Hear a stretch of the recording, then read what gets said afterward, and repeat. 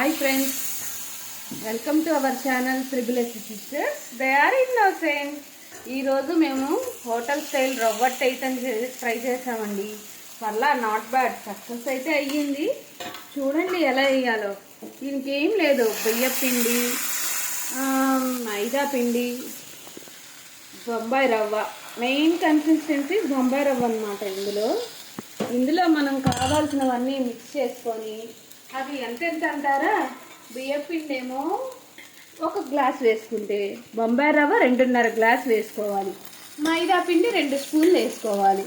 ఆ తర్వాత దీన్నంతా బాగా కలుపుకొని మనకి ఇష్టమైన జీలకర్ర, పచ్చిమిర్చి, కరివేపాకు, కొత్తిమీరాకు అన్నీ వేసి బాగా మిక్స్ చేసుకొని ఆ పిండిని ఒక 5 to 6 మినిట్స్ నానబెడితే వస్తాయి. లేదండి ఇంకా మేము నానబెట్టుకొని తింటాము అన్న ఇబ్బంది ఏం లేదు.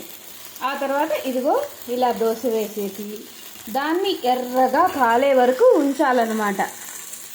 చూసారు కదండి, ఇలా అంచులంతా ఎర్రగా కాలి మధ్యలో కూడా మనకి రెడ్డిష్ బ్రౌనిష్ కలర్లో కనిపిస్తున్నప్పుడు అట్టని స్లోగా తీసుకొని ఆ తర్వాత ఇలా తిరగేసుకోవాలన్నమాట.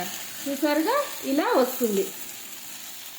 ఇలా వచ్చిన తర్వాత దీనికి కాంబినేషన్ ఏంటి అంటారా, కొబ్బరి చట్నీ చేసుకోవచ్చు, టమాటా చట్నీ చేసుకోవచ్చు. అయితే ఈరోజు మా ఇంట్లో టమాటా చట్నీ చూపించిన టమాటా చట్నీ అనమాట. టమాటా పచ్చడి ఎలా చేశానంటారా, పచ్చిమిరపకాయలు, టమాటాలు వాడ్చి అదేనండి కొంచెం ఆయిల్ వేసి గిన్నెలో మూత పెట్టేసి అవి మగ్గిన తర్వాత మిక్సీలో వేసి తిప్పేసేసి ఇంకొకసారి కొత్తిమీర ఆకు వేసిన తర్వాత లైట్గా స్లో స్విచ్ చేశానమాట. స్లోగా మూవ్ చేయటం వల్ల అదేమవుతుంది, కొంచెం కచ్చాపచ్చిగా నలుగుతుంది పచ్చిమిర్చి. అప్పుడు పచ్చిమిర్చి, టమాటా పంట కిందకు పడుతూ ఈ రవ్వట్టులోకి ఈరోజు మేము చేసుకున్న రెసిపీతో రెడీ. రవ్వ దోశ.